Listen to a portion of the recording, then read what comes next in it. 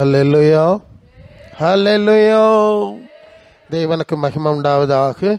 இந்த நாளில் மீண்டும் ஒருமுறை உங்களோடு சேர்ந்து தேவனை நோக்கி விண்ணப்பங்களை வேண்டுதலில் ஏறெடுக்கும்படியாய் பரிசுத்த ஆவியானவர் நம்மோடு என்ன பேச விரும்புகிறாரோ அந்த காரியங்களை உங்களோடு பகிர்ந்து கொள்ளும்படியாய் தேவன் தந்த கிருபைக்காக நான் துதி செலுத்துகிறேன். அன்புக்குரிய அவருக்கும் ரட்சகரும் ஆண்டவருமாக இயேசு நாமத்தில் அன்பின் வாழ்த்துக்கள். ஹல்லேலூயா. நல்லது. ரொம்ப முக்கியமான ஒரு காலகட்டத்தில் நான் வாழ்ந்து கொண்டிருக்கிறோம். ஆண்டவர் தம்முடைய ஆவியானவர் மூலம் சபைகளுக்கு கொடுக்கிற செய்தியை ரொம்ப கவனமாக கவனித்து அதன்படி நாம வாழணும், நம்முடைய சபைகளை நிலைநிறுத்த வேண்டிய ஒரு கட்டாயமான சூழ்நிலையில் இருக்கிறோம் என்பதை நீங்கள் அறிஞ்சிருக்கிறீங்களான்னு எனக்கு தெரியாது. ஆண்டவர் எனக்கு தந்த அழைப்பின்படி ஆழமாக இந்த காரியத்தை நான் அறிஞ்சிருக்கேன். அதனால தான் சற்று ஆழமான ஒரு செய்தியை எல்லாருக்கும் நீங்கள் அவசியம் ஆழமாய் புரிந்து செயல்பட வேண்டிய ஒரு செய்தியை நான் பார்க்கணும். அது கொலோசியர் 1:9 படித்தா, கொலோசியர் 1:9, இது நிமித்தம் நாங்கள் அதை கேட்ட நாள் முதல் உங்களுக்காக இடைவிடாமல் ஜெபம் பண்ணுகிறோம். எதுக்கு ஜெபம் பண்ணுறோம் தெரியுமா? நீங்கள் எல்லா ஞானத்தோடு ஆவிக்குரிய விவேகத்தோடு அவருடைய சித்தத்தை அறிகிற அறிவினாலே நிரப்பப்பட வேண்டும். ஹல்லேலூயா. வேறு காரியங்கள்லாம் சொல்லியிருக்கு. இது ரொம்ப பிரைமான விஷயத்தை பார்க்குறோம். நீங்கள் எல்லா தேவ ஞானத்தோடு ஆவிக்குரிய விவேகத்தோடு அவருடைய சித்தத்தை அறிகிற அறிவுனாலே நிரப்பப்பட வேண்டும். ஏசு நாமத்துல எல்லாம் பாவம் எல்லாம் மன்னிச்சு தேவன் மன்னிச்சிடறாரு. குறுக்கொழியில் சொர்க்கத்துக்கு போயிடலாம். ஏதோ கூட்டத்துக்கு வந்து கொஞ்சம் பாட்டை பாடி அப்படி இப்படி இல்லையா 2-3 கூட்டங்கள்லாம் அட்டன் பண்ணிட்டு கிறிஸ்தவர்கள் அப்படிங்கிற பேரில் வாழ்ந்துட்டா நம்ம சொர்க்கத்துக்கு போயிடலாம், நம்ம தவிர வேற யாரும் போக மாட்டாங்க என்கிற மாதிரி தான் அந்த மதவாத கிறிஸ்தவர்கள், ஓகே, மத ரீதியில் சிந்திக்கிற கிறிஸ்தவர்கள் அப்படி தான் நினைப்பாங்க, அப்படி தான் செயல்பட்டு கொண்டு இருக்கிறார்கள் என்கிறத நாம் பார்க்குறோம். ஆனால் இங்கே வந்து இந்த வசனம் என்ன சொல்லுது? நிறைய விஷயத்த அது கோடிட்டு காட்டுதில்ல, பல விஷயங்கள். அது என்னதெல்லாம் சொல்லுது? ஞானம், தேவ ஞானம் வேணும், ஆவிக்குரிய விவேகம் வேணும், அவருடைய சித்தத்தை அறிகிற அறிவு வேணும். வார்த்தை எல்லாம் சரிதானா? புரியுதில்ல? நீங்கள் கிறிஸ்தவ சபையா, எந்த சபை, ஆவி உள்ள சபையா, ஆவி இல்லாத சபையா இல்லைங்கிறதுல பேச்சு. உங்களுக்கு தேவ ஞானம் உண்டா?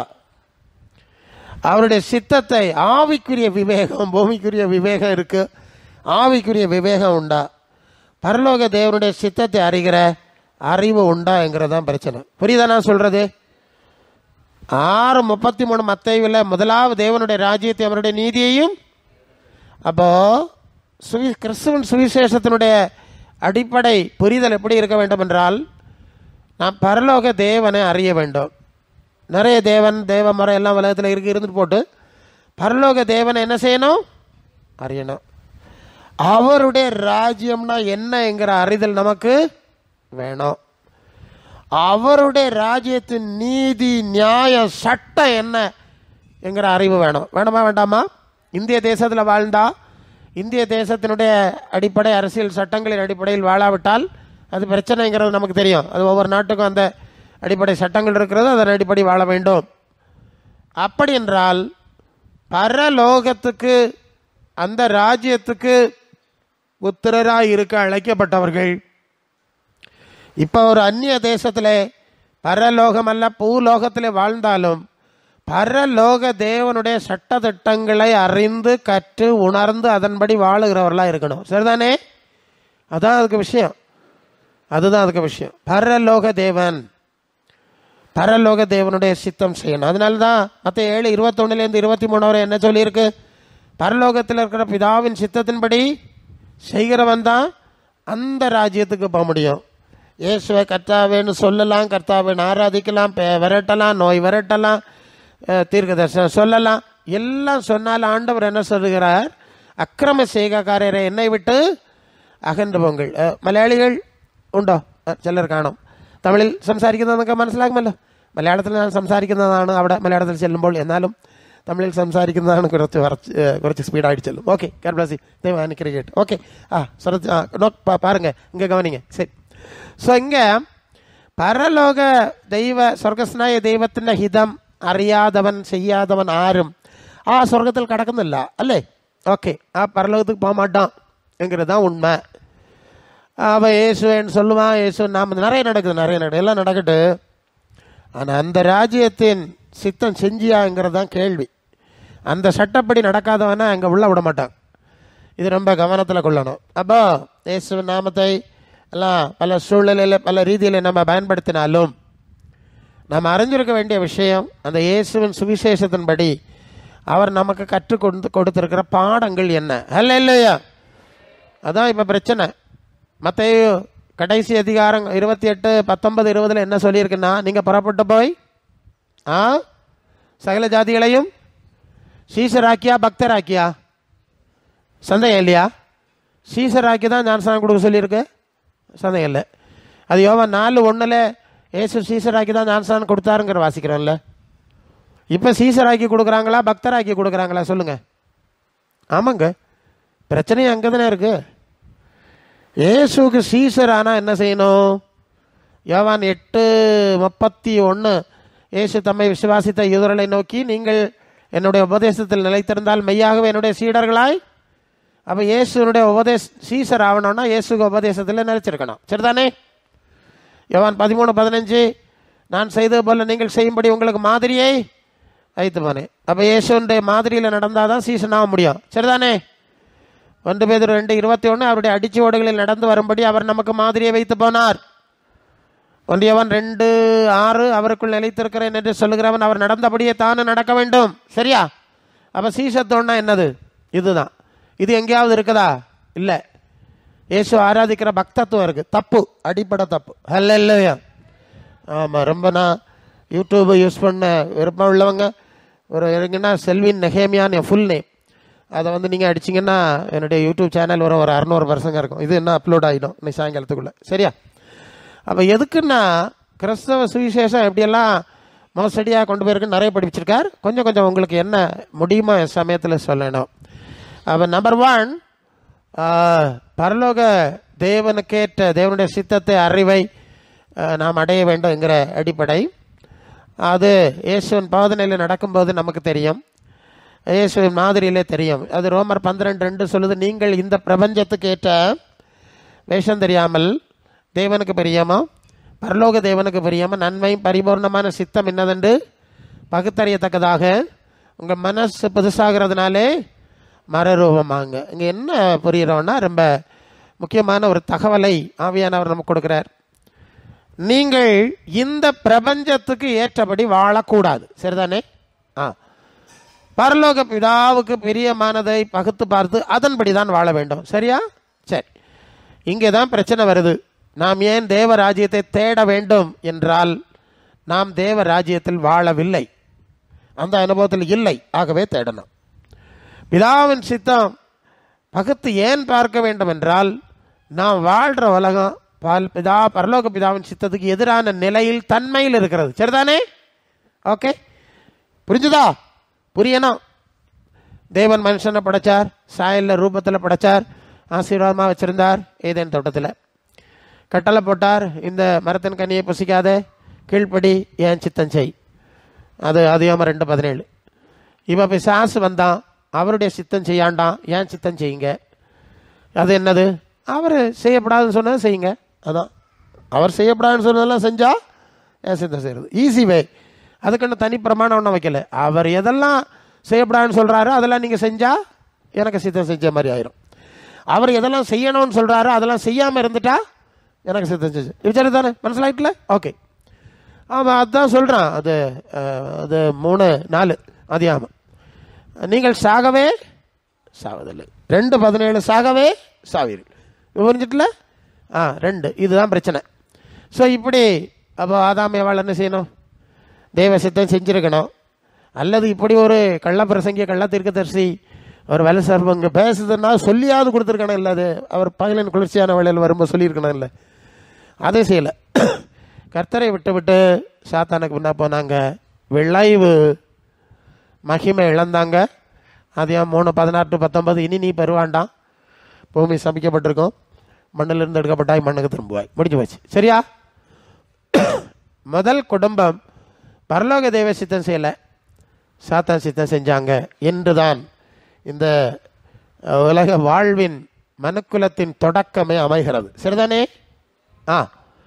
அடுத்தது தொடர்ந்து காயின், அவனு சாத்தான் சித்தம் செய்கிறான், பிசாசு சொல்றதை செய்கிறான். யோவான் 8:44, யோவான் 8:44, பிசாசு ஆதி முதல் மனுஷ கொலைபாதகனாக இருக்கிறான், அவன் பொய்யனும் பொய்க்கு பிதாவுமா இருக்கிறான். அவன் ஏற்கனவே ஆதாம் ஏவாளத்தில் பொய் சொல்லி தன்னை நிரூபித்து விட்டான்.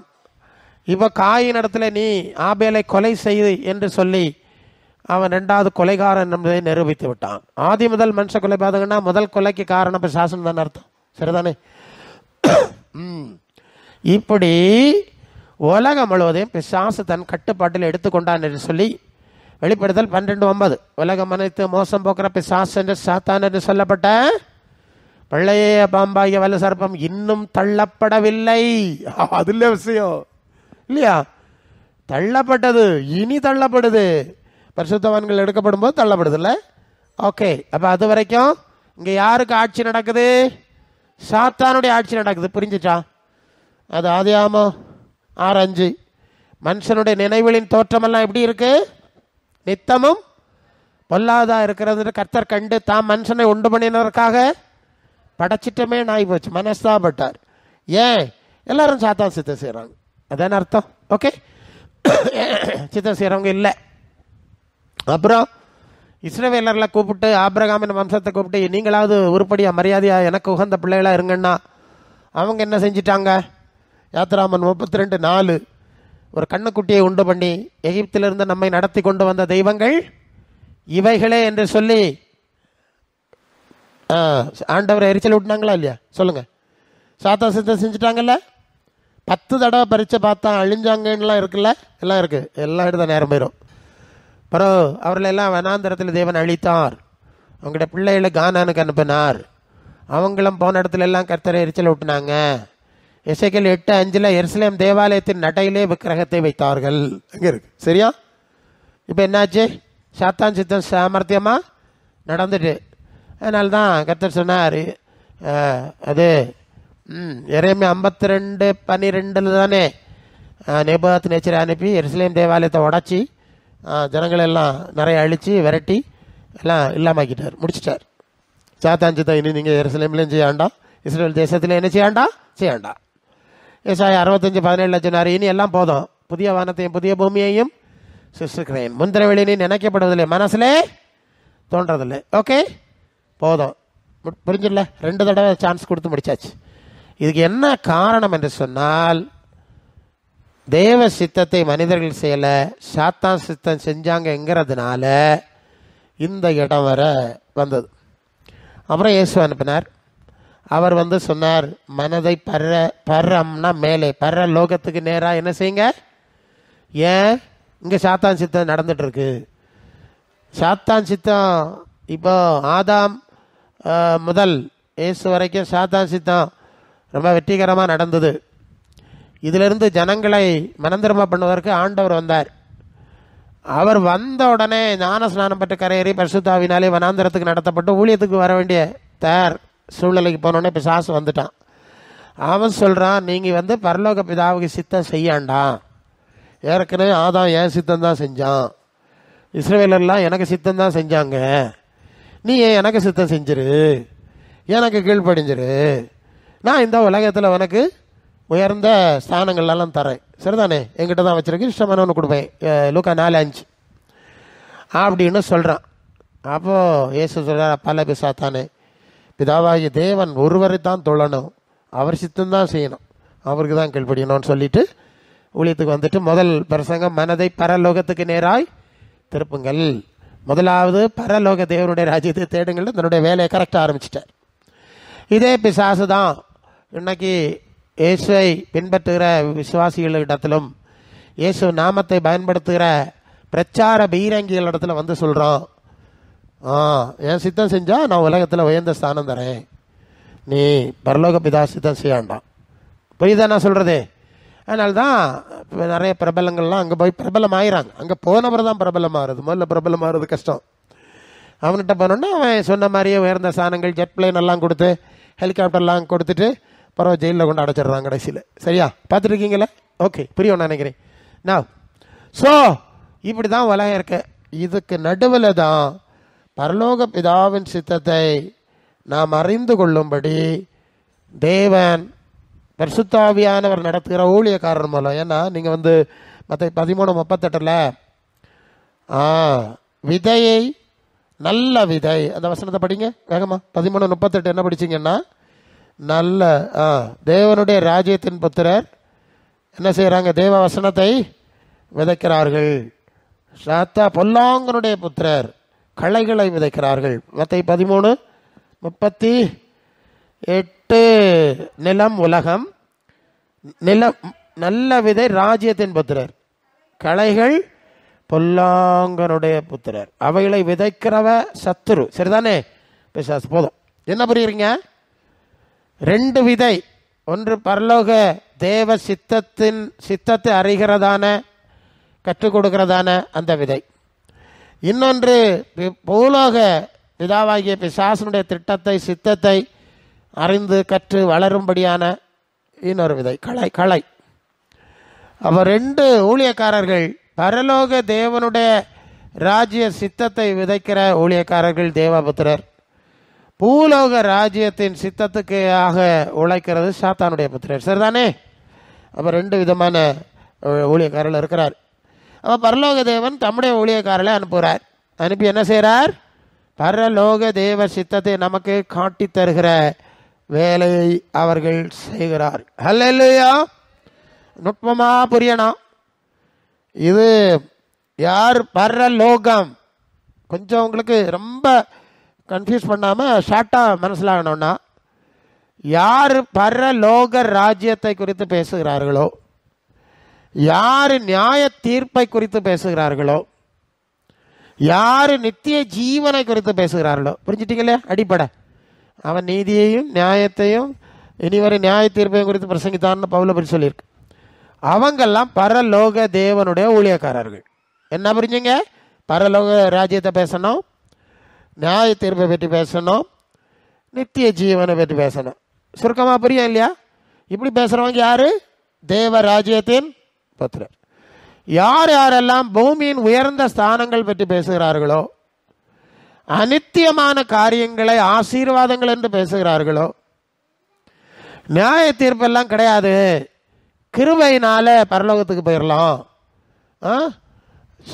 பரலோகம் இலவசம், அது எல்லாருக்கும் கிடைக்கும், அந்த மாதிரி எல்லாம் தந்திரமாக பேசுகிறாங்களோ, அதுக்கு ரூல்ஸ் சட்டம் ஒன்றும் கிடையாது, உபதேசம் ஒன்றும் கிடையாது, எல்லாரும் போவார்கள், அப்படி இப்படிலாம் பேசுகிறாங்களோ, இவங்க எல்லாம் யாருக்கு புத்திரர்? சாத்தானுடைய.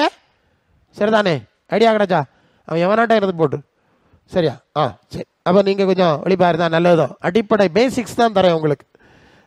எபேசியர் 2:3 வசனத்தில் அக்கிரமத்தினாலும் பாவத்தினாலும் மரித்தவர்களாக இருந்த உங்களை உயிர்ப்பித்தார்.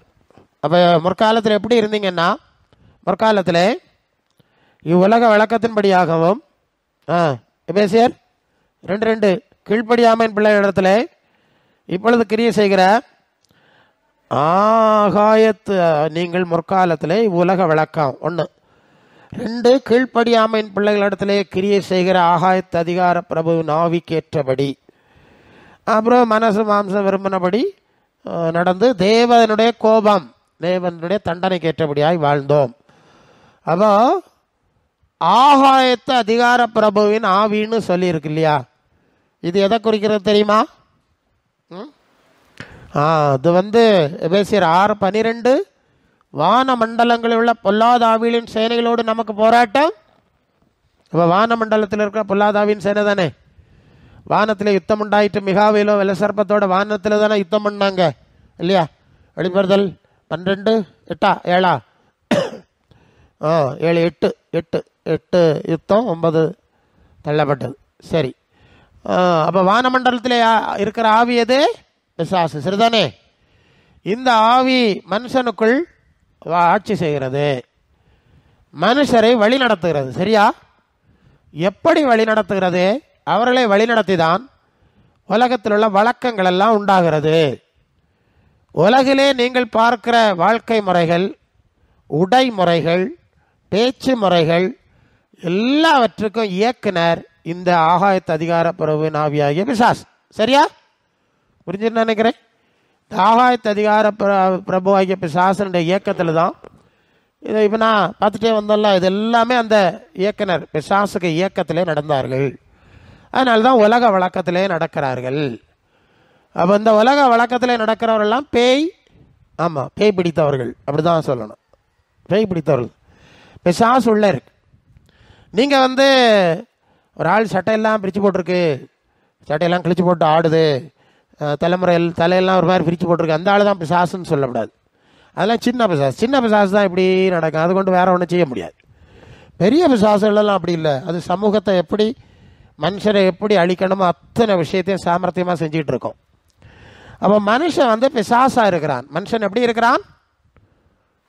பிசாசு வழக்கமாக ஆவியாக வருது, அப்படி வருது, இப்படி போகுதுலாம் தான் நம்ம கேள்விப்பட்டிருக்கோம். உண்மைதான், இல்லைங்க சொல்லலை. ஆனால் அந்த ஆவி மனுஷனுக்குள்ளே வந்து குடி இருக்குது. சரியா? அந்த ஆவி எங்கே குடி இருக்குது? மனுஷனுக்குள்ளே குடியிருக்குது. ஆகாயத்து அதிகார பிரபு ஆவி மனுஷனுக்குள்ளே குடியிருந்து செயலாற்றி கொண்டிருக்கிறது.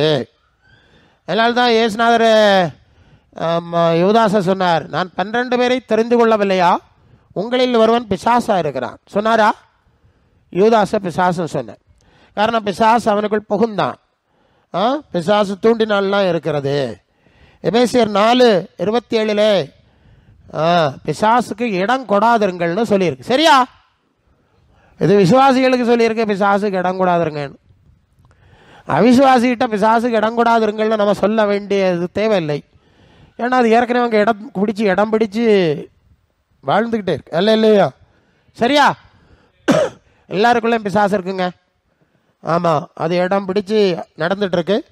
அது எப்படி கண்டுபிடிக்கலாம்னா, ரொம்ப ஆவிக்குரிய ஞானம் உள்ளவர்கள் அதுகளுக்கு வார்த்தைகளை கவனிக்கணும்னா தெரியும். ஒரு 5 நிமிஷம் பேசிகிட்டு இருந்தாலே இதுக்குள்ள ஒரு பிசாசு இருக்குது, இது கிரிமினல் தனமான பிசாஸ், குண்டனி கோழி சொல்லுற பிசாஸ், குழப்பம் உண்டாக்குற பிசாஸ், பிரிவினை உண்டாக்குற பிசாஸ். இல்லையா? நான் எவ்வளோ செஞ்சுருக்கேன், அல்ல இல்லையா? தந்திரமாக பேசி பேசி பேசி ரொம்ப சாமர்த்தியமாக தன்னுடைய காரியத்தை சாதிச்சிடும். இந்த புரளின்னு சொல்லுவாங்கல்ல, புரளி, இது ஆமாம் தமிழில் புரளின்னு சொல்லுவாங்க, இன்னொரு வார்த்தை உண்டு இல்லை, அந்த வதந்தி. ஓகே ஐயா, வதந்தி புரளி, வதந்தி பரப்புறது. யாரையோ அடிச்சிட்டாங்க அல்லது ஏதோ ஒரு யாரை கொண்டுட்டாங்கன்னு ஒரு தப்பான செய்தியை பரப்பிடுவான். உடனே அதை கேட்டு எல்லா இடத்துலையும் பெரிய கலவரம் உண்டாயிரும். தெரியுமா அவங்களுக்கு? காரியம் முடிஞ்ச பிறகு பார்த்தா அப்படி ஒரு காரியமே நடந்திருக்காது. புரளி, அதான் வதந்தி பரப்புறதுன்னு சொல்கிறது. அது உலகத்தினுடைய சக்தி வாய்ந்த ஒரு ஆயுதம். சரியா? உலகத்தின் மிக சக்தி வாய்ந்த ஒரு ஆயுதம். உங்களுக்கு வெடிகுண்டு ஒன்று வேண்டாம், இராணுவம் வேண்டாம், ஒரு படையும் வேண்டாம், வதந்தி பரப்பக்கூடிய திறமை மட்டும் இருந்தால் போதும். பரப்ப வேண்டிய முறையில் பரப்பிட்டா மாறி மாறி அடிச்சிருவான் தேசம் முழுசும். சரிங்களா? அதனால தான் வதந்தி பரப்புறதுக்கு எதிராக பெரிய கடுமையான சட்டம் இருக்கிறது. இது பொய்யனும் பொய்க்கு பிதாவுமாகிய பிசாசுடைய சாமர்த்தியம். பொய்யை மனித மனங்களில் விதைக்கிறது. அவங்க உடனே நம்பிடுவான். எப்போவுமே பொய்யை வேகமாக பரவும், ஈஸியாக நம்பிடுவாங்க. உண்மை வந்து ஈஸியாக நம்ப மாட்டான். சில வேளை அட்டி கொடுத்து தான் படிப்பிக்கணும்ல, அப்படிலாம் இருக்கு. ஸோ அப்படிப்பட்ட உலகம். அதனால தான் உலகம் முனைத்தே மோசம் போக்குற பிசாசுன்னு சொன்னால் அவன் இப்படி தான் உலகத்தை ஆட்சி செய்கிறான். ஜனங்கள்லாம் அதுக்கு பின்னால் போகிறான். அப்போ அவங்களுடைய வார்த்தைகளை 5 நிமிஷம் கவனித்தாலே உள்ள பேய் குடி இருக்கு தெரியும். அவங்க அணிஞ்சிருக்கிற ட்ரெஸ்ஸை கவனித்தாலே தெரியும் அங்கே உள்ள பேய் குடி இருக்கு. சிலர் பெற்றோர் பார்த்தா பிள்ளைகளுக்கு உடுத்து விடுற ட்ரெஸ்ஸை நீங்கள் பார்த்தாலே தெரியும், இவன் வந்து சாதா வேலை செய்கிறா. எப்படி? ஆவியானவர் எனக்குள்ள பேசினா நாங்கள் டக்குன்னு பேசிடுவார். டேய் அது பிசாசு, அது விசுவாசி வந்து அந்த மாதிரி வந்து நிற்க, நீ நம்பாத பேய், இவன் தான் உள்ள குழப்பம் எல்லாம் உண்டாகுது அப்படிலாம் பேசுவார். உங்கள்கிட்ட சொல்ல முடியாது. இல்லையா? அவங்க வார்த்தை, அவங்க அணிகிற ட்ரெஸ்ஸு, அவங்க பிள்ளைகளை கொண்டு போகிற விதம், பயன்படுத்துகிற சூழல் எல்லாம் நிறைய இருக்குது. சொன்னால் ஆழம் அது உங்களுக்கு புதுசாக இருக்கும். எனக்கு டக்குன்னு வந்துடும் எல்லாம் கண் முன்னல். அப்படிதான். அதனால தான் என்ன நடித்தாலும் கள்ள பிசாசை ஓடி போயிரு. ஆமாம், அது எங்களுக்கு முன்னா நிற்காது. ஆவிக்குரிய விவேகம், ஆவிக்குரிய அறிவுக்கு முன்னால ஒரு கள்ளத்தனமாக நிற்காது, எல்லாம் வெளிச்சமாக தெரிஞ்சிடும். ஸோ இதெல்லாம் பிசாசு உள்ள குடியிருக்குங்கிறதான தந்திரம். அப்படியே பிசாசு மனிதர்களுக்குள்ள குடியிருக்கிறது. அப்போ மனுஷன்தான் பிசாசு. யாரு? மனுஷன்தான் பிசாசுங்கிறத மறந்துடப்படாது. அதனால தான் மனுஷரை குறித்து எச்சரிக்கையாக இருங்கள்னு சொல்லியிருக்கு. 2 தீமோத்தேயு 2:26 சொல்லுது, பிசாசானவனுடைய இச்சையின்படி செய்ய அவனால் பிடிக்கப்பட்டிருக்கிறவர்கள் மயக்கம் தெளிந்து கண்ணிக்கு நீங்களாகத்தக்கதாய் சாந்தமாக உபதேசம். அப்போ பிசாசானுடைய விருப்பத்தை செய்யும்படி எல்லா மனிதர்களையும் தன்னுடைய ஆவியை கொடுத்து தன்னுடைய ஆவியினாலே களைகளை விதைத்து தன்னுடைய அறிவை விதைத்து அவர்களை இயக்கி கொண்டிருக்கிறான் என்பதை அறிய வேண்டும். அல்லேலூயா. இந்த சூழ்நிலைக்கு நடுவில் தான் நாம் அழைக்கப்பட்டிருக்கிறோம். இந்த சூழ்நிலைக்கு நடுவில் தான் நாம் அழைக்கப்பட்டிருக்கிறோம். 1 யோவான் 4:4 வரை வந்தால் உலகத்தில் இருப்பவனிலும் உங்களில் இருக்கிறவர் பெரியவர். அப்போ 2 ஆள் கவனிக்கிறீங்களா? உலகம் முழுசும் வரதான் இருக்கிறான். ஆனால் நமக்குள்ள மட்டும் வேற ஒருத்தர் இருக்கார். உள்ள மட்டும், வெளியே இல்லை. வெளியே இருக்கிறது பிசாசு, நமக்குள்ளே இருக்குது. நமக்குள்ள மட்டும் ஆவியானவர் தேவாலயமாக்கி இருக்கிறார். 1 கொரிந்தியர் 3:16. சரியா? நீங்கள் தேவனுடைய ஆலயம், தேவனுடைய ஆவி உங்களில் தான் வாசமாக இருக்கு. அவர் உங்களுக்குள் உங்களுக்குள் வாசம்னா நீங்கள் அவரை அறிவீர்கள். உலகம் அந்த சத்திய ஆவியானவரை அறியாது, தெரியாது. அவங்களுக்கு வேற ஆவி தெரியும். அது வேற ஆவின்னு தெரியாது. வேற ஒரு ஆவி செயல்படும், அது சாத்தான்னு அவங்களுக்கு தெரியாது. அவங்க அதுதான் தெய்வம்னு ஆராய்ச்சிட்டு இருப்பாங்க. சரியா? சரி. இப்படி அந்த அடுத்த வசனம் என்ன போகுதுன்னா, அவர்கள் உலகத்துக்குரியவைகளை பேசுகிறார்கள். தேவனை அறிந்தவன் எங்களுக்கு செவிடுகிறான், நாங்கள் தேவனுக்குரியவைகளை பேசுகிறோம். இதனால் சத்திய ஆவி இன்னதென்றும் வஞ்சிக்கிற ஆவி இன்னதென்றும் அறிந்திருக்கிறோம். அப்போ உலக வழக்கத்தை பேசுகிறவர்கள், ஆதரிக்கிறவர்கள், ஆசீர்வாதம் என்று சொல்லுகிறவர்கள், பைபிளை வச்சுட்டு பேசினாலும் சரிதான். நமக்கு பிரச்சனை இது பைபிளா வேற பத்தமாங்கிறதெல்லாம் கிடையாதுங்க. அடுத்தது ஒன்று சொல்கிறேன் வருது. அது பைபிளை வச்சு தான் அந்த பிரசங்கியார் பேசார். இயேசுநாதர்கிட்டையும் பைபிளை வச்சு தான் சாத்தாம் பிரசங்கியார் பேசினார். எப்படி? 91 சங்கீதத்திலே இங்கே இருந்த தாளக்குதியும் உடைய பாதங்கள் கண்ணில் இடராதபடி ஏந்தி கொண்டு போறல் என்று எழுதியிருக்கிறதே, வாசிங்கள், வசன வாசிங்கள்னு சொல்லி வாசித்து விட்டுருப்பான். விட்டுட்டு கர்த்தர் காக்கிறவர், கர்த்தர் காக்கிறவர், பறந்து காக்கிற பட்சியை போல காக்கிறவர், ஹுய் எல்லாம் அடிச்சுட்டு நீ குதித்து பார் அவர் காக்கிறாரா இல்லையா பாருன்னு போட்டிருப்பான். இல்ல சாமர்த்தியம் எப்படிதானே பண்றாரு சார்? எல்லாம் அடிச்சு சுத்தி நம்ம சூடாக்கி வச்சுட்டு நீ குதித்து பார், என்னை சோதித்து பார் என்று சொல்லி இருக்கிறது. காணிக்கை சொல்லிருக்கல, தசமாக ஆசீர்வதிக்க சோதித்து பாருன்னு சொன்னா இதே சோதித்து பாருன்னு அர்த்தம். அர்த்தம் எவ்வளவு சாமர்த்தியமான சாசு இல்லையா? இப்படிதான் ஏசுகிட்ட பேசணும். வசனம் எல்லாம் எடுத்து சொல்லி, நீங்க குதிச்சு பாரு, தேவகுமாரன் தானே. அவருக்கு ஆவியானவர் ஒன்ன சொன்னாரு, அவர் பரீட்சை பாராதிருப்பான்னு எழுதியிருக்கிறது இல்லையா? அப்படி ஒன்று இருக்குல்ல, அடிச்சிட்டாரு. பிசாசு எவ்வளோ சாமர்த்தியம்! இப்படி தான் பிரசங்க மாதிரி உலகத்தை ஏமாத்துறான், முட்டாளாக்குறான். பைபிளை வச்சு அங்கே இருக்கிறது எங்கடா இருக்கு, அது எங்கேருந்து வந்துடா? ஆமாம், எல்லாம் பேசணும். இனி அதான் சொல்கிறேன்ல, என்ன அது எப்படி பேசுறதுன்னா, உபாகமம் 28 முதல் 14 வசனத்திலே, நீ எனக்கு பிரியமாக இருந்தால் போகையிலும் வருகையிலும் பூமியின் உயர்ந்த ஸ்தானத்தில் எல்லா ஜாதிகளை பார்க்கிலும் மேன்மையானவனாய் வைப்பேன்னு சொல்லியிருக்கா? சொல்லியிருக்கு. அப்புறம் என்ன நடக்கும்? பூமியின் உயர்ந்த ஸ்தானத்துக்கு போயிட்டு அப்புறம் உயர்ந்த ஸ்தானத்துக்கு அப்புறம் என்னது தெரியுமா உங்களுக்கு?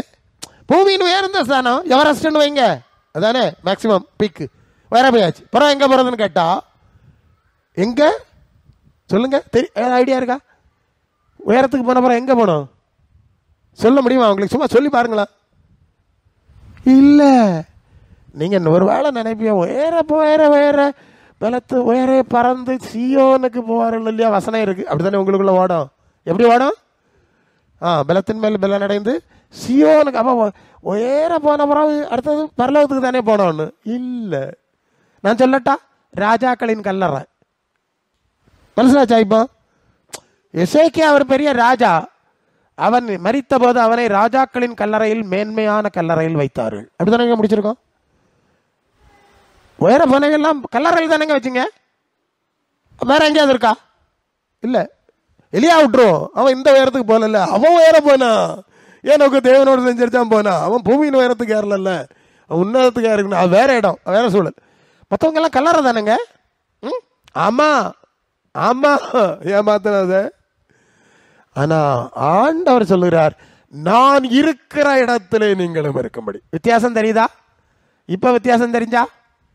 எபேசியர் 2:7 உன்னதங்களில் அவரோட உட்காரும்படி செய்தார். உயரம் தெரிஞ்சா? வெளிப்படுத்தல் 3:21 பிதாவின் சிங்காசனத்திலே கூட இருக்கும்படி. இப்ப உயரம் தெரிஞ்சா? கொலோசையர் 3:1-2 கிறிஸ்து தேவனுடைய வலது பார்சத்துக்குள்ள மேலான. இப்ப உயரம் தெரிஞ்சுதா? உலகத்தின் உயரமும் உன்னதத்தின் உயரமும் உங்களுக்கு புரிஞ்சான்னு கேட்டேன். அப்ப அங்க சொன்னது அதுதான், சந்தேகம் இல்லை. உன்னதத்துக்கு பரலோகத்துக்கு போற கதையெல்லாம் அங்க ரொம்ப சொல்லலை, அது அப்புறம் தான் பார்க்கணும். இங்க 1ஆம் பாடமே உன்னதத்துக்கு போறது. அல்லேலூயா. அதாவது யோவான் 2:25-26 நித்திய ஜீவனை அளிப்பேன் என்பதே அவர் நமக்கு செய்த. பழைய பாட்டில் இப்படி ஒரு வார்த்தை இல்லைல்ல. பூமியின் உயர்ந்த ஸ்தானத்தில் உட்கார பண்ணுவேன் என்பதே அங்க உள்ளது. மோசே மேல கொடுத்து வேறுபாடு தெரியுதான்னு கேட்டேன். இப்போ பிரசங்கி மாதிரிலாம் வந்திருக்காங்க. யாரை எடுத்துகிட்டு வந்திருக்காவ? ஏசப்பா டேடி மம்மின்னு வந்திருக்காவ. இடை ஏசப்பா டேடின்னு மம்மின்னு வந்திருக்கல்ல, அப்போ ஏசுநாதர் சொல்லியிருக்கிறல்ல, நீ சொல்லியிருக்கணும். என்ன சொல்கிறீங்க? நீ ஏன்டா மோசே சொன்னது அங்கே போகிறா? ஏசுநாதரே கேட்குறாரு, தாம் ஏசு தம்மை விசுவாசித்த யூதர்களை நோக்கி, நீங்கள் என்னுடைய உபதேசத்தில் நிலைத்திருந்தால் மெய்யாகவே என்னுடைய சீடர்களாய், அப்படி தானங்க சொன்னார். அவங்களுக்கு மோசே சீசத்துவம் எல்லாம் தெரியல. மோசேனுடைய சீசராக்குறதுக்கு இயேசு வரலல்ல, தனக்கு சீசராக தானே வந்தார். மத்தேயு 28 கடைசி 2 வசனம் என்ன சொல்லுது? நான் கட்டளையிட்ட யாவையும் கை கொள்ளும்படி உபதேசம் பண்ணுங்கள்னு தானே சொன்னாருங்க. மோசையும் தீர்க்கதரிசிகளையும் கட்டளையிட்டதை உபதேசம் பண்ண சொல்லலை இல்லை உங்கள்கிட்ட. எபேசியர் 2:20 அப்போஸ்தல தீர்க்கதரிசி அஸ்திபாரம் கிறிஸ்து மூலக்கல்லு தானே சொல்லியிருக்கு. மோசே, யாக்கோபு, ஏசாயா இது மூலக்கல்ல அஸ்திபாரம்னு சொல்லியிருக்கா? இல்லையே. நான் நீங்கள் புரியணும்.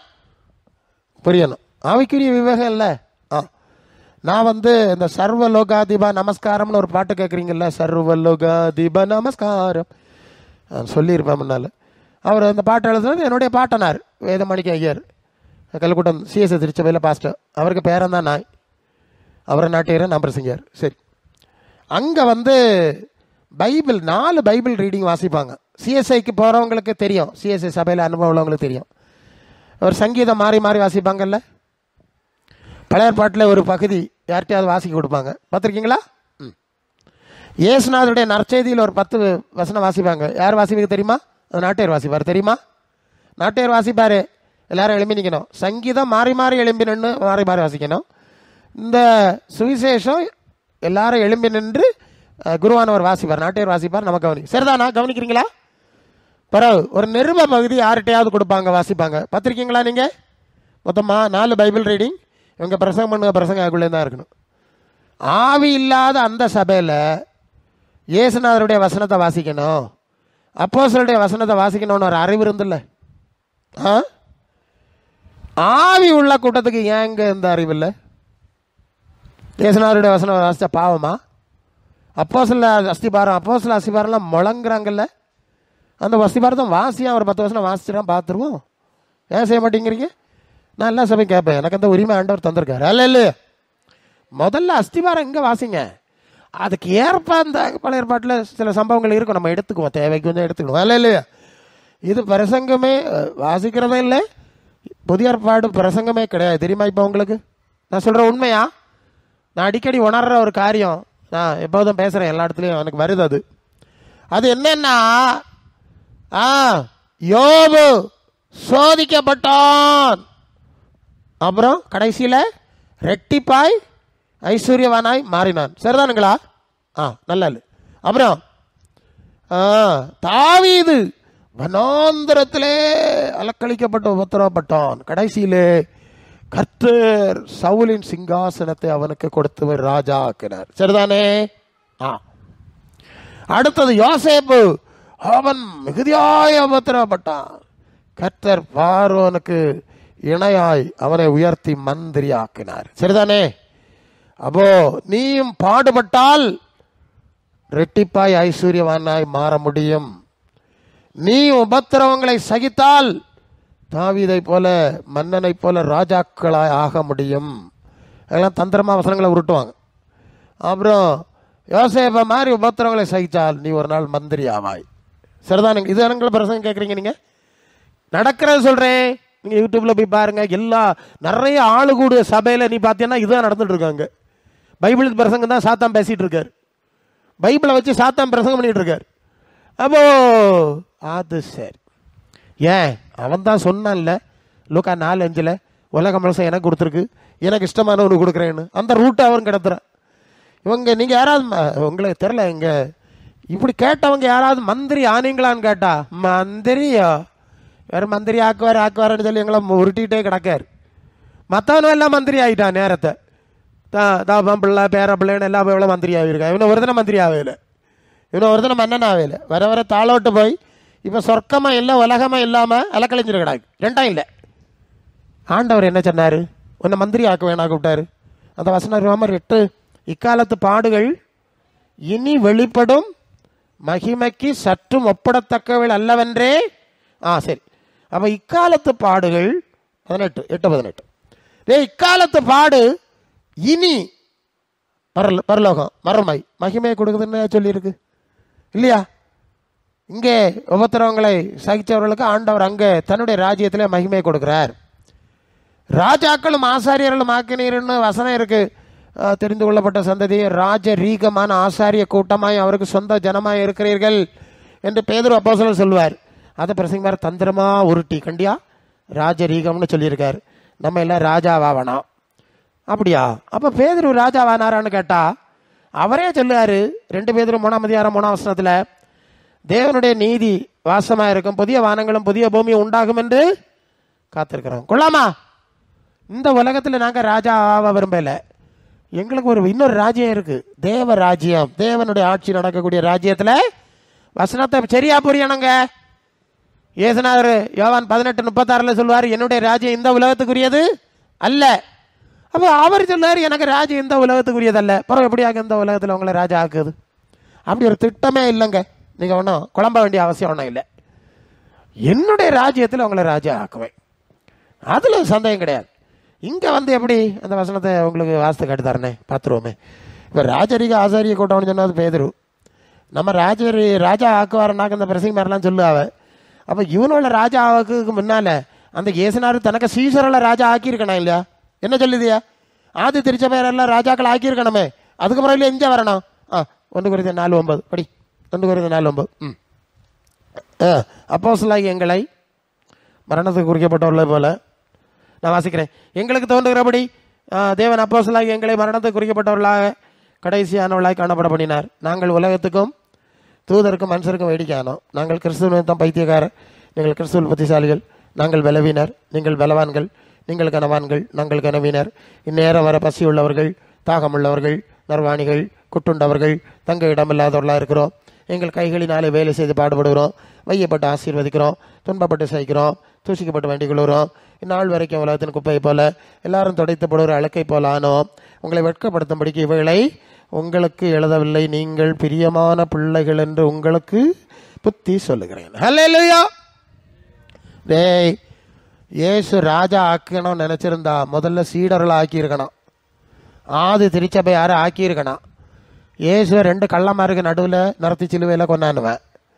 பேதுருவை தலைகளை சிலுவையில் அரைஞ்சு கொண்டாடுவேன். யாக்கோபை தலையை வெட்டி கொண்டாடுவேன். ஸ்தேவானை கல்லறைஞ்சு கொண்டாடுவேன். பவுலை தலையை வெட்டி கொண்டாடுவேன். எல்லாரும் ரத்த சாட்சியாகும். ராஜாக்களுக்கு வரிசையை பார்த்தியா? ராஜாக்களுக்கு யோவான தலையை வெட்டி கொண்டான். இவனை என்ன கதை பேச?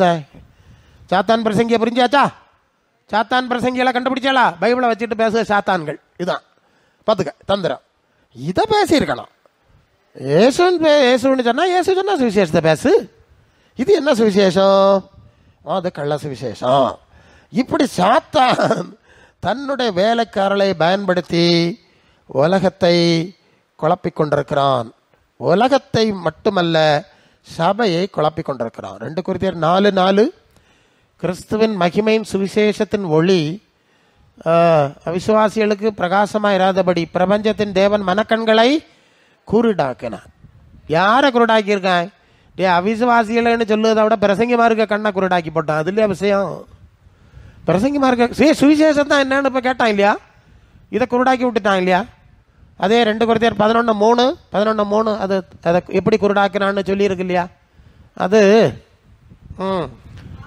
ஆகிலும் சர்ப்பமானது தன்னுடைய தந்திரத்தினாலே ஏவாளை வஞ்சித்தது போல உங்கள் மனது கிறிஸ்துவை பற்றிய உண்மை நின்று விலகும்படி கெடுக்கப்படுமோ என்று பயந்திருக்கிறேன். எப்படி எனில் உங்களிடத்தில் வருகிறவன் அண்ணா வந்தாச்சு. நாங்கள் பிரசங்கியாத வேறொரு இயேசு, நீங்கள் பெற்றிராத வேறொரு ஆவி, நீங்கள் ஏற்றுக்கொள்ளாத வேறொரு சுவிசேஷத்தையும் பெற்றீர்களானால் ஓகே, நன்றாய் செய்திருப்பீர்கள். போதும். இப்போ என்ன ஆச்சுன்னா, இப்போ அன்னைக்கு ஏவாள் தானே முதல் சபை. அந்த சபையை பிசாசு கெடுத்து அதன் தலைவர் ஆண்டவரை விரட்டி உடைச்சாங்கல்ல. இஸ்ரவேலின் சபையை விக்கிரக ஆராதனைகளில் கொண்டு வந்து தெய்வ பிரசன்னத்தை விரட்டி உடைச்சாங்கல்ல. அதே வழியில தான் இயேசுநாதருடைய பெயரில் ஒரு சபை உண்டாக்கப்பட்டது. அதையும் உடைச்சாச்சு. பியா உள்ள வந்தாச்சு. இப்போ வேற ஒரு இயேசு வந்திருக்காரு உள்ள. இது யாது இயேசு? இயேசுவை கொலை செய்த இயேசு. அப்படி தானே இவங்க பேச கொள்கையெல்லாம் இயேசுவை கொலை செய்த யூதருடைய கொள்கை தானே பேசிகிட்டு இருக்காங்க. இயேசுன்னு சொன்னால் இயேசு சொன்னால் சொல்லியிருக்கணும், அப்போஸ்தலர் சொன்னால் சொல்லியிருக்கணும். நீங்கள் பேசவே இல்லையே. எப்போ பார்த்தாலும் தாவீது அங்கே போனான், இவன் உருண்டான், அவன் செத்தான், இப்படி தான் வெட்டினான், குத்தினான். ஆமாம், எவ்வளவு பிசாசு, மனுஷ கொலைபாதன் பிசாசு பெந்தெக்கோஸ்தே சபைக்குள்ளே குடியிருக்கிறதுங்கிறத நான் சொல்ல போகிறேன். கவனிச்சிடுங்க. மற்ற நான் புறம் பார்க்கலாம். நம்ம பற்றி தானே முதல்ல பார்க்கணும். நான் ஒரு இடத்துல ஊழியத்துக்கு போனேன். அப்போது அது 9:30 மணிக்காவது கூட்டம். நான் கொஞ்சம் நேரமாக போயிட்டேன். இது மாதிரி ஃப்ரெண்டில் இருந்தேன். முன்னால் பாஸ் உட்காந்துருக்கேன். சண்டே கிளாஸ் முதல்ல ரைட். நான் உட்காந்துருந்தேன். சண்டே கிளாஸ் நடந்துகிட்டு இருந்து இந்த ப்ரைமரி ஸ்டாண்டர்டு இல்லையா, ப்ரைமரி ஸ்டாண்டர்டு உள்ள ஒரு பிள்ளைகளுக்கு கொஞ்சம் பிள்ளைகளை கூடி வச்சு ஒரு அம்மா தாயார் கிளாஸ் எடுத்துகிட்டு இருக்கிறாங்க. அவங்க ஒரு மனன வசனம் படித்து கொடுக்குறாங்க. என்ன படித்து கொடுக்குறாங்க? மனன வசனம். அது என்ன மனன வசனம்னா, அவருக்கு சொல்லி கொடுக்குறாங்க. என் கரங்களை போருக்கும் விரல்களை யுத்தத்துக்கும் பழக்கி வைக்கிற தேவனாகிய கர்த்தருக்கு ஸ்தோத்திரம்னு படித்து கொடுக்குறாங்க. புரிஞ்சுதா உங்களுக்கு? நான் கொஞ்ச நேரம் பார்த்துட்டு இருந்தேன். கொள்ளாமே, இந்த பிள்ளைகளுக்கு படித்து கொடுக்க வசனத்துக்கு லட்சணத்தை பார்க்க இல்லையா? கரங்களை போருக்கும் விரலை யுத்தத்துக்கும். இந்த பையன் எந்த வசனத்தை காணாமல் படிச்சுக்கிட்டு பள்ளிக்கு போவான். ஏதாவது பயல்வை தகராறு பண்ணான்னா உடனே ஞாபகம் வரும், என் கரங்களை யுத்தத்துக்கு பழக்கி விட்டுருக்காரு. என்ன அப்படியில இல்லையா? நமக்காவது வளர்ந்த ஆளுகளுக்கே புத்தி கிடையாது. பிள்ளைகளுக்கு என்ன தெரியும்? கர்த்தருடைய வசனம் இப்படி சொல்லுறது இன்னும் ஆடி நுறக்கி. அது எப்படி கொல்லாமல் விடப்படாதுன்னு வேற சில வசனங்கள் இருக்குது. அது வேற விஷயம். வீரோட பிடிச்சப்படாதுன்னு பேச போனால் லட்சணம் கட்டு போயிடும். இதெல்லாம் படித்து கொடுத்தா கொல்லாமல் விடப்படாது. இதாடா படித்து கொடுக்குறது பிள்ளைகளுக்கு? இது பரிசுத்த ஆவியானோடைய கூட்டமாடா? இது கொலை ஆதி முதல் கொலைவாதன் பிசாசு இல்லையா? அவனுக்கு சபை தானே இது. என்ன சொல்லுதிய? ஆமாம். இன்னொரு இடத்துல போனேன். எனக்கு முன்ன ஒருத்தர் சங்கீதம் பேசுனார். சங்கீதம் 137 அதில் ஒரு வசனம் கடைசியில் வரான். பாபிலோன் குமாரத்தியே, பாழாய் போனவளே, நீ எங்களுக்கு செய்தது போல உனக்கு செய்கிறவன் பாக்கியவான், உன் பிள்ளைகளை கல்லின் மேல் மோதி அடிக்கிறவன் பாக்கியவான். கொள்ளாமா? ஒரு கன்னத்தில் அடித்தவனுக்கு மறு கன்னத்தை காட்டுன்னு பிரசங்கம் சொல்லி தந்த இயேசுநாதருக்கு பேரில் நடக்கு, சபையில் நடக்க ஆவிக்குரிய சபை, ஆவி சபை. என்ன சபைக்கு போறியா? நாங்கள் ஆவிக்குரிய சபைக்கு போகிறோம். எந்த ஆவிக்குரிய சபை? கொஞ்சம் விளக்கமாக சொல்லு. இல்லையா? ஆவின்னு சொன்னா பரலோகத்தில் வந்து ஆவி இருக்கு, பேக்கி ஆவி இருக்கு. எந்த ஆவி கூட்டத்துக்கு போறா சொல்லு. கேட்கணுமா வேண்டாமா? டேய், இயேசுநாதருடைய வசனத்தையும் வாசிக்கலடா நீங்க. அது முதல்ல சொல்லிட்டேன். சங்கீதம் சரி வாசித்தீங்க, நல்ல சங்கீதம் இருக்குங்க. அதை வாசிக்க தப்புன்னு நான் சொல்லலைங்க. நல்ல நமக்கு ஆவிக்குரிய ஜீவியத்துக்கு பயன்பட விஷயம் இருக்கலாம். 150 சங்கீதம் இருக்குல்ல, நல்லது பார்த்து ஒன்று வாசித்து ஒரு சின்ன வழக்கம் சொல்லி ஒரு அவங்களுக்கு ஒரு உற்சாகப்படுத்தி விடப்படாதான் என்ன? அவங்க ஒன்றும் வரி விடாமல் வரி வாசிப்பாங்களாம். எதடா வாசிப்பா நீ வரி விடாமல்? வரி நான் கட்டளை இட்டதை உபதேசம் பண்ணுன்னு சொன்னா அதை வாசிச்சிருக்கணும் நீ வரி விடாம. அதுக்கு பிறகு இதுக்கு ஏற்ப ஏதாவது இருந்தனா நீங்க எடுத்துருக்கணும். ஐயோ எதிரா இல்லையா வருது, அதை எடுக்கப்படாது. எனக்கு தெரியும் ஒரு சபையில் அவர் அந்த ஸ்தாபனத்தில் ஒரு 3-4 சபை சங்கீதம் வாசிக்கவே மாட்டாங்க. அப்போ நான் நிறைய தமிழ்நாட்டிலும் கேரளாவிலும் பல சூழ்நிலையிலும் சுற்றி வரவேன். அது ஏன்னு கேட்டால் இப்படியாக சங்கீதத்தில் நல்லதும் இருக்குது கெட்டதும் இருக்குது. இப்போ எதை எடுக்குது? ஒரே சங்கீதத்தில் பாதி எடுத்து 1-2 வசனத்தை வெட்டிக்கிட்டு வாசிக்கவும் வழி இல்லை, மாறி மாறி வந்துடுது. அதனால் வேண்டாம், டோட்டலாக விட்டுட்டோம். ஒரே ஒரு சபையில் எனக்கு ஞாபகம் இருக்குது, ஆமாம் 2 ஞாபகம் இருக்குது. அங்கே சங்கீதம் வாசிக்கிறதுல இயேசுவின் நற்செய்தி பகுதியில் ஒரு பகுதி வாசிக்க வர அறிவு இருக்குது. சரியா? அப்போ பெந்தெக்கோஸ்தே ஆவி இப்போ பரிசுத்த ஆவி கிடையாது. இது வஞ்சிக்கிற ஆவி ஒளிந்ததுனாக்கம். இதுக்கெல்லாம் அடையாளமாக்கம். அது இயேசு கிடையாது, இயேசுன்னு வார்த்தை கிடையாது, இயேசுன்னு மாதிரி உபதேசம் கிடையாது, சீசராக்குதலே கிடையாது, 1ஆம் பாடம் கிடையாது. அதுக்கப்புறம் நான் பார்த்துட்டேன், சொல்லிட்டேன். இன்னொரு இடத்துல நான் பைபிள் ஸ்டடி எடுக்கிறேன் கிருபாசனத்தில் ஒரு சபையில். அப்போ புதன்கிழமையா அப்போ நான் போயிருக்கேன். அன்னைக்கு வேற ஒரு பிரசங்க யார் வந்துட்டார். அப்போ பாஸ்டர் வேறு இப்படி ஒரு பாஸ்டர் வந்திருக்காரு. சரி போட்டு வந்தாச்சு. இல்லை அவர் ஒரு 1/2 மணி நேரம் பேசிட்டு, 1 மணி நேரம் பேசுவேன், நான் பேசுவேன், ஆளுக்கு பாதி அவர் 1/2 மணி நேரம், நான் பிந்தி பேசுவேன். சரி நான் 2வது தான் பேசுவேன். இடக்கூடமா என்னத்தையா பேசினேன், மூடி விடானுமே கடைசியில். அதுக்காக அந்த பிரசங்கி அவன் தன் பட்டயம் கை பட்டயத்தோடு ஒட்டி போக மட்டும் தலைகளை வெட்டினான். ஆட்டே அப்பா, அவனுடைய ஈட்டி இவ்வளவு நிறையுள்ளதா இருந்தது, இத்தனை பேரை குத்தி கொன்றான். கடவுளே சாசை. எஸ் நடக்கத சொல்றாங்கல்ல இவா. டேய் இந்த புஸ்தகத்துக்கு சைஸை பாருடா, இவ்வளவு பெருசா இருக்கு. அப்பா சின்ன சின்ன எழுத்த எழுதின பிறகு புத்தகம் இவ்வளவு பெருசா இருக்கு, இவ்வளவு வசனம் இருக்குங்க. இவனுக்கு பேய கொண்டு காட்டி கொடுத்துருக்க பத்தியா, வேற நல்ல வசனம் காட்டப்படாதா? எவ்வளவு இருக்கு, பேச நேரம் இல்லை. எஸ் பரிச்சலம் இருந்து நான் இதில் இருந்தேன், பல்ல கடிச்சுக்கிட்டு தெய்வமே பேவந்து வளர்ந்துட்டு நான் பைபிள் ஸ்டடி எடுக்கணும்னு பார்த்து அவன் அந்த ஆள் அந்த பிரசங்கத்தை முழுசா முடிச்சல, அவனுக்கு கொடுத்த சமயத்தை முடிச்சல, ஆமைன்னு போட்டுட்டு இறங்கி இப்படி இந்த சைட்லோடி ஒரு வாசல் கிடந்து வெளியே போய் இப்படி முத்தத்தில் விளாத்துவார். நானாக்கா அடுத்த எழும்பியாச்சுன்னா இப்படி ஓர கண்ணால் பார்த்தேன், பிரசங்கியை காணலன்னு பார்த்தா அவர் முத்தத்தில் உலா. அப்புறம் என்ன செஞ்சாரு சார், அங்கே பின்னால் போய் உட்காந்தாரு. இங்கே வந்து உட்காரவே இல்லை. பத்தியா எதுக்கு சொல்லுகிறேன்? அசுத்தாவி எப்படி எல்லாம் சபைகளை அலக்கழிச்சுன்னு ஆண்டவர்களுக்கு காட்டி தந்திருக்கார். ஒளியின்தருடைய வேஷத்தை தரித்து கொள்வானே. நம்ம விழிப்பா இருக்கணும். அப்போ இப்படி குருடாக்கியாச்சு, சபையை கெடுத்தாச்சு. இன்னொரு இயேசு, இன்னொரு ஆவி, சுவிசேஷம் உன்னதத்துக்கு போறது போல உலகத்தின் உயரங்களுக்கு போற சுவிசேஷம். சரிதானே? இந்த லட்சணத்திலேயாக நம்ம போயிட்டு இருக்கிறோம். இதெல்லாம் இது ஒரு பக்கம். அடுத்தது சிலுவை கள்ளர்களும் கள்ளிகளும் தான் பரலோகத்துக்கு போவார்கள், வேற ஆளுவோ போக மாட்டாங்க. அடுத்த கள்ள கதையை பார்த்துக்க. அப்ப பரலோகம்னா கள்ளமா இருக்க கள்ளிகளுக்கு ராஜ்யம்னு ஆக்கியாச்சு.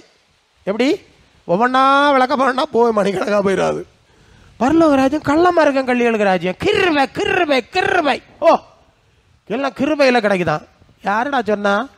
ரட்சிக்கிறது எபேசியர்ல அந்த வசனத்தை மனாதீரமா அது என்ன சொல்லுது? அது எபேசியர் 2:7 8:8 கிருபையினால் விசுவாசத்தை கொண்டு ரட்சிக்கப்பட்டீர்கள், இது உங்களால் உண்டானதல்ல, தேவ ஈவு, ஒருவரும் பெருமை பாராட்டாதபடி கிரியையினால் உண்டானது அல்ல. அடுத்தது ஏனெனில் நற்கிரியைகளை செய்கிறதற்கு நாம் கிறிஸ்து இயேசுக்குள் சிருஷ்டிக்கப்பட்டு தேவனுடைய செய்கையாய் இனி இருக்கிறோம், அவைகளில் நாம் நடக்கும்படி அவை முன்னதாக ஆயத்தம் பண்ணப்பட்டிருக்கிறது. அல்ல பண்ணி இருக்கிறார். சரியா? பாவ மன்னிப்பு இலவசம், பாவ மன்னிப்பு இலவசம். அதைத்தான் சொல்லியிருக்கு, கிருபையினால தான் கிடைக்குது. அடுத்தது தேவ ராஜ்யத்தை நீதியன் தேடு. அது மத்தேயு 28:11 என் நுகத்தை என்னிடத்தில் ஏற்றுக்கொண்டு நீங்கள் கற்றுக்கொள்ளுங்கள். சரிதானே? தேடு, கற்றுக்கொள்ளு. கிறிஸ்துவன் இனி புதிய சிருஷ்டி, புதிய வளசு போச்சு. இதாக சுவிசேஷம். இது இங்க வரமாட்டாவ. இந்த சிலுவை இங்க வச்சுக்கிட்டு சிலுவை கள்ளம் கள்ளி தான் பரலோகம் போறேன், அது ஒரு கள்ள கோட்பாடு. இன்னொரு கூட்டம் இருக்கு, அதை விட சாமர்த்தியமான கூட்டம். மரியாவே பாவிகளா எங்களுக்காக இப்பொழுதும் எங்கள் மரண நேரத்தில் வேண்டிக் கொள்ளாமா? அது அடுத்தது கூட ஒன்று கூட வச்சிருக்கு. சாவு வேலை வேண்டிக்கிடணும், என்ன விட்டுடாதே நேரத்தே ரிசர்வ் பண்ணியாச்சு. ஒவ்வொரு பூசையிலையும் எங்களுக்காக வேண்டிக்கொள்ளும், பாவிகளுக்காக வேண்டிக்கொள்ளும், இப்பொழுது வேண்டிக்கொள்ளும், மரண நேரத்தில் வேண்டிக்கொள்ளும், ராயப்பறையை வேண்டிக்கொள்ளும், சின்னப்பறையை வேண்டிக்கொள்ளும், பெரிய நீளமா போகுது. அது கேட்டேன், பிராடு சாசுதல் மனம் திரும்பி குணப்படுங்கன்னா நாங்கள் தாய் சபைக்கு போகிறோம் அவ்வளோ. நீ தாய் சபைக்கு போனா என்ன, திருக்குடும்ப சபைக்கு போனா என்ன, 30 கோடி புனிதர்கள் சபைக்கு போனா இன்னும் இறப்பாளி தானே நீ, இன்னும் பிச்சைக்கார தானே நீ. வேண்டிக்கொள்ளும், எனக்கா வேண்டிக்கொள்ளும், எனக்கா வேண்டிக்கொள்ளும், எனக்கா வேண்டிக்கொள்ளும், அம்மா வேண்டிக்கொள்ளும், ஐயா ஐயா, தம்பி தம்பி, போறவன் வாரவன் 30 பாருங்க இல்லை எனக்கா வேண்டிக்கொள்ளுங்க, என்ன விட்றாதீங்க விட்றாதீங்க விட்றாது. இறப்பாளி தானடா நீ. நீ எந்த கோபுரம் வச்ச சபைக்கு போனா என்ன? நாங்கள் மனம் திரும்ப சொன்னார் கூட எங்களுக்கு ஒருத்தர நீங்கள் வேண்டாண்டா, நாங்கள் வேண்ட வேண்டிய அளவு வேண்டி வாங்க வேண்டியதை வாங்கி ஆண்டவரோட நடந்து போயிட்டே இருக்க போகிறோம். இல்லை இல்லையா கள்ள பிசா. நான் நேரம் இல்லை, நான் முடிய வந்துட்டே இருக்கேன். அப்படி நிறைய வந்துடும் எனக்கு. என்ன ஆண்டவர் பயன்படுத்துகிற சூழ்நிலை அப்படி. இப்படியாக்கம் பிசாசு உலகத்தை ஏமாற்றி இயேசுநாதர் பேரில் கிறிஸ்தவ மார்க்கத்தை ஏமாற்றி ஆவி கூட்டத்தையும் குட்டிச்சவரை ஆக்கியாச்சு. அல்லேலூயா. கிருபையின் ஆவியாம். எபிரேயர் 10:29. இப்போ இந்த ஆவிக்கு ஒரு இது கிருபையின் ஆவி, கிருபையின் ஆவி. அவைய சொல்லு. கிருபைன்னா தேவன் கிருபையாக இறங்கி தாரதான். எல்லா பயவளுக்கும் கொடுக்கல, இயேசுக்கு சீசனானவர்கள் தான் கொடுப்பார். என் வசனத்தில் கடைபிடிப்பான் அவனுக்கு ஆவியை அனுப்பி வைப்பேன் ஆண்டவர் சொன்னார். இருதயங்களை சுத்தமாக்கி ஆவியை கொடுப்பேன். அப்படியாக சும்மா கிருபையாக இருந்தாலும் ஒழுங்கு இருக்கு. அந்த ஆவிக்கு நோக்கம் என்னன்னு சொன்னால், நீ பெரிய பரிசுத்தவனாக்கான்னு எனக்கு முத்திரை கொடுக்கறது இல்லை, தேவ பிள்ளையா ஏற்றுக்கொண்டிருக்கேன், இனி இந்த ஆவினால் நடத்தப்படும். அல்ல இல்லையா? அந்த ஆவி வரும்போது சத்தியத்துக்குள்ளே நடத்துவார். அந்த ஆவியானவர் உங்களுக்கு போதிப்பார். 1 யோவான் 2:27 உனக்கு சொல்லி தருவார். அவர் நான் சொன்ன யாவையும் ஆவியானவர் உங்களுக்கு நினைப்பூட்டுவார். சரியா? 14:26 யோவான் 15:26 இந்த வசனங்கள் எல்லாம் வருது. இந்த ஆவியானவர் எதுக்குன்னா, பரலோக ராஜ்ய சத்தியங்களை உனக்கு சொல்லி தந்து உன்னை நடத்தி உன்னை பலப்படுத்தி ஒழுங்குபடுத்தி கொண்டு போறதுக்காக ஆவி. இவைய சொல்லுவது என்னன்னா, இந்த ஆவி நமக்கு வந்தாச்சு இல்லையா, நம்ம இனி பரலோகத்துக்கு போயிடுவோம், முடிஞ்சு போச்சு. இதுதான் கிருபையின் ஆவி. பிறகு இந்த ஆவி கூட்டத்தை பார்த்தாலே இயேசுநாதருக்குள்ள இருந்தா இதே ஆவி தான் இருந்தது. அவருக்கு வார்த்தைக்கும் உனக்கு வார்த்தைக்கும் சம்பந்தம் இல்லை. அது ஏன்? பிலிப்பியர் 2:5 கிறிஸ்து இயேசுவுடைய சிந்தையை உங்களிலும் இருக்க கூடாது. அப்ப இயேசுநாதருக்குள்ள இருந்த ஆவி உனக்குள்ள இருந்தா ஏன் அந்த சிந்தை உனக்குள்ள வரையல? அது 1 கொரிந்தியர் 2:12 நாங்களோ உலகத்தின் ஆவியை பெறாமல் தேவனால் எங்களுக்கு அறிவிக்கப்படுவதை அறியும்படி தேவனிடத்திலிருந்து புறப்பட்டு வந்த ஆவியையே பெற்றோம். இப்போ 2 ஆவி இருக்கு இல்லையா? அப்போ அப்போஸ்தலருக்குள்ள இருந்த ஆவி உனக்குள்ள இருந்தா அவங்க சொன்னதையும் செஞ்சதையும் நீ ஏன் செய்யல? புரிஞ்சுதா? இப்போ ஆவி கிருபை ஆவின்னு சொன்னா முதல்ல, அடுத்து இந்த ஓலக்கடுவு போறதை பார்த்தா ஓ இதுதான் கிருபை ஆவி இல்லையா, இது ஒரு கள்ளத்தனமான ஆவி, இதுதான் மோசடியின் ஆவி, ஒளியந்ததனுடைய ஆவி. அது இடக்கடை 2-3 குறை சொல்லிக்கிடும். அப்போஸ்தலர் 16:16 குறி சொல்லுகிற ஆவியை உடைய ஒருத்தி இருந்தாள். அவன் சாதாரணமான பொம்பளை கிடையாது.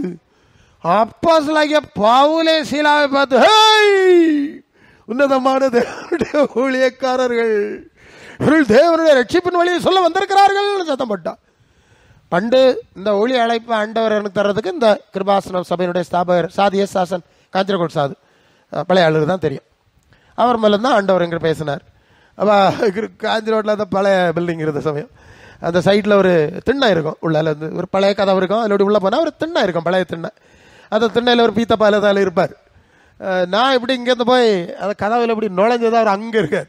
பார்த்துட்டு டேய் நீ ஒரு சுவிசேஷ பிரசங்கியார் அல்லவா, நீ இப்படி சுற்றிட்டு நடக்கலாமா, நீ தேவனிடத்தில் கற்றவிலையும் கற்றுக்கொண்டவிலையும் எல்லா இடத்துலையும் பேசணும், போய்கிட்டே இரு, தேவன் உனக்கு இடம் ஆயத்தம் பண்ணி தருவார், அங்கெல்லாம் ஆண்டவர் உனக்கு தாரதெல்லாம் தைரியமாக பேசணும். இப்படி தான் நான் அந்த ஊழிய அழைப்புக்கு வந்தேன்.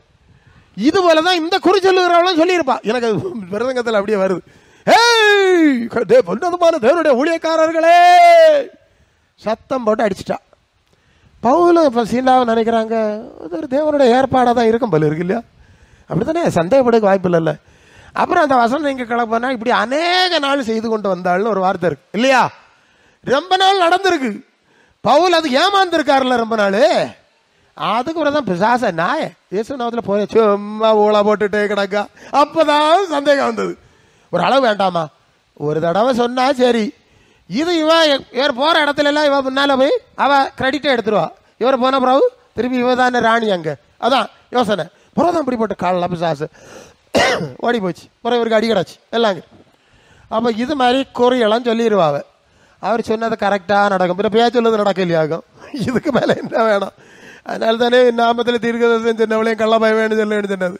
தீர்க்க தரிசனங்களுக்கு எதிராக பேசலை, அற்பமாக எண்ணாதுருங்க. தீர்க்க தரிசனம் பக்தி விருத்தியும் புத்தியும் ஆறுதலும் உண்டாக பேசுகிறான். சரியா?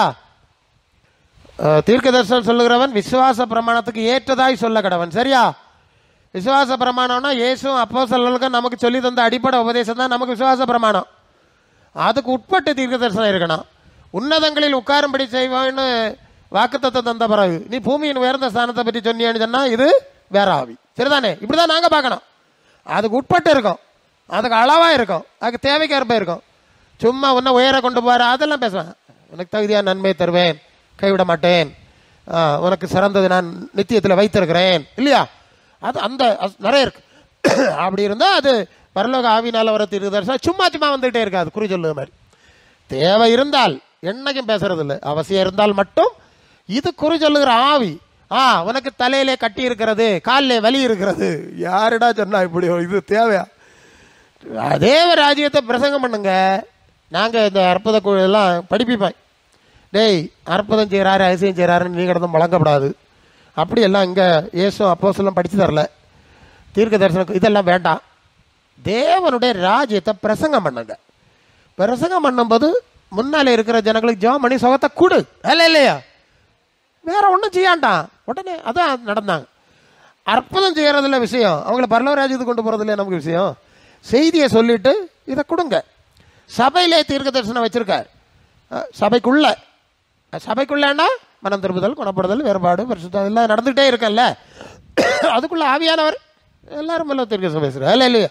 அதெல்லாம் இருக்கு. சிலருக்கு தீர்க்க தரிசின்னு சொன்னா இந்த காலில் வலி இருக்கு, தலையில கட்டி இருக்குன்னு சொல்லுவதில்ல தீர்க்க தரிசி. வெளிப்படுத்தின விசேஷம் ஒரு தீர்க்க தரிசன புஸ்தகம் தானே. தானியல் தீர்க்க தரிசன புஸ்தகம் தானே. சொல்லிட்டு பார்ப்போம். இல்லையா? எப்படி வருது? நம்ம சபைக்கு ஒரு தீமை வர்ற மாதிரி தெரியுது. நம்ம ஜெபம் பண்ணுவோம். இந்த விசுவாசி இப்படி இருக்கு இல்லையா?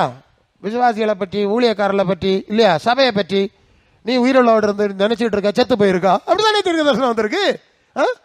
ஆமா, நீ கஷ்டப்படுறாய், உனக்கு திறந்த வாசலை வைக்கிறேன். எஸ் எஸ் இருக்கு, இல்லைன்னு சொல்லு. ஸோ இப்போ நடக்கிறதெல்லாம் வேற. சமயம் போயாச்சு. இப்போ என்ன புரிகிறோன்னா, இப்படி சபை தாறுமாறாய் தவறான விஷயங்களில் போய் கிறுக்குத்தனமான ஒரு மார்க்கமாய் கிறிஸ்தவ மார்க்கம் மாறி போயிடுச்சு. 2 தெசலோனிக்கர் 2:13 சொல்லுது, இந்த ஆவியினாலே நாம் பரிசுத்தமாக்கப்பட வேண்டும். சரியா? சத்தியத்தில் நடத்தப்பட வேண்டும். இதுதான் சபைக்கு கொடுத்திருக்கிற அடிப்படை. பரிசுத்தாய் வரும்போது சத்தியத்தையும் பரிசுத்தையும் ஏன்னா அவர் தேவன் ஆவியா இருக்கிறார், அந்த தேவ சாயலை நமக்குள்ளே உருவாக்க வேண்டும். அது 2 கொரிந்தியர் 3:18 நாம் எல்லாரும் திறந்த முகமாய் கர்த்தருடைய மகிமை கண்ணாடியிலே காண்கிற வண்ணமாய் கண்டு ஆவியா இருக்கிற கர்த்தரால் அந்த சாயலாக தானே மகிமையின் மேல் மகிமை அடைந்து மறு ரூபம் அடைகிறோம். அப்ப இயேசுவின் சாயலை, சிந்தையை, தன்மையை நமக்குள்ளே உருவாக்குவதுதான் பரிசுத்த ஆவியானவருடைய வேலை. சரியா? ஏன்னா அது இயேசுக்குள்ளே இருந்த ஆவி. அது ரோமர் 8:9 கிறிஸ்துவின் ஆவி இல்லாதவன் அவருடையவன் அல்ல. கலாத்தியர் 4:6 புத்திரனின் ஆவியை, குமாரனின் ஆவியை அனுப்பினார். இப்போ புரியுதில்ல? அப்போ இயேசுக்குள்ள இருந்த அதே ஆவியை நமக்குள் வச்சு கிறிஸ்துவின் சிந்தையை உண்டாக்கி கிறிஸ்துவின் சாயலில் எபேசியர் 4:11 தேவகுமாரனாக இயேசுவை பற்றியும் அறிவிலும் அன்பிலும் ஒருமைப்பட்டவர்களாகி கிறிஸ்துவின் நிறைவான வளர்ச்சியின் அளவுக்கு தக்க பூரண புருஷராகும் வரைக்கும் சிலரை அப்போ சில தீர்க்கசி மேய்ப்பொருள் பொதர் சுவிசேஷர்கள் நாமல் குழந்தைகளாக இருக்கப்படாது, வஞ்சிக்கிற குழந்தைகளாக இராமல் மனுஷருடைய சூதும் வஞ்சிக்கிறதுக்கு ஏதுவான பலவிதமான தந்திரமான காற்றுகளினாலே அலைகளைப் போல அலைகிறவர்களாக இராமல் இருக்க இடத்துல அன்புடனே சத்தியத்தை கைக்கொண்டு தலையாகிய கிறிஸ்துவுக்குள் எல்லாவற்றிலும் வளர்கிறவர்களாக இருக்கும்படி அப்படி சபையை வைத்தார். அல்லேலூயா. அப்ப இந்த தேவனுடைய சத்திய இயேசுவின் சுவிசேஷமும் அந்த ஆவியும் கிறிஸ்துவின் தன்மையில் நம்மை உருவாக்கி வளர வைத்து பூரணப்படுத்துகிறதாக இருக்கிறது என்பதை அறிஞ்சிருக்கணும். அது இல்ல, இதுதான் தேவ சித்தத்தினுடைய ஒரு அடிப்படை. நீங்க சபையாய் புரிஞ்சு கொள்ளணும். பரிசுத்தம், வேறுபாடு, மற்ற கோணலும் மாறுபாடும் உள்ள சந்ததி நடுவில் நீங்கள் குற்றமற்றவர்களாய் தேவனுடைய மாசற்ற பிள்ளைகளால் வேறுபட்டவர்களாக இருக்கணும். மற்ற பிரஜாதியால் வீணான சிந்தையில் நடக்கிறது போல நீங்க நடக்கப்படாது. வீணான சிந்தையை சொல்லிட்டேன். இப்படிப்பட்ட ஒரு பரிசுத்த சந்ததி இப்போ இதை பார்க்க முடியலை, அதை சொல்லி தான் ஆகணும். இவங்க ஏதோ ஒரு ரத்தம் ஆவி தண்ணியில் முங்கி எழும்புது, வாரத்துக்கு 3-2 கூட்டம், இப்படியே தான் போயிட்டு இருக்காங்களே தவிர இந்த அனுபவங்களை பார்க்கல. நீங்கள் கொஞ்சம் உணர்வடைஞ்சி ஆவியானவரோட நடந்து 2 கொரிந்தியர் 7:1 சொல்கிற மாதிரி மாம்சத்தில் ஆவியில் உண்டான எல்லா அசுசியும் நீங்கள் சுத்திகரித்து கொண்டு பரிசுத்தமாகுதலை பூரணமாக்கும்படி உங்களை அர்ப்பணிப்பீர்களா, ஒப்பு கொடுப்பீர்களா இந்த வார்த்தைகளினால் கர்த்தர் உங்களை ஆசீர்வதிப்பாராக. ஆமென்.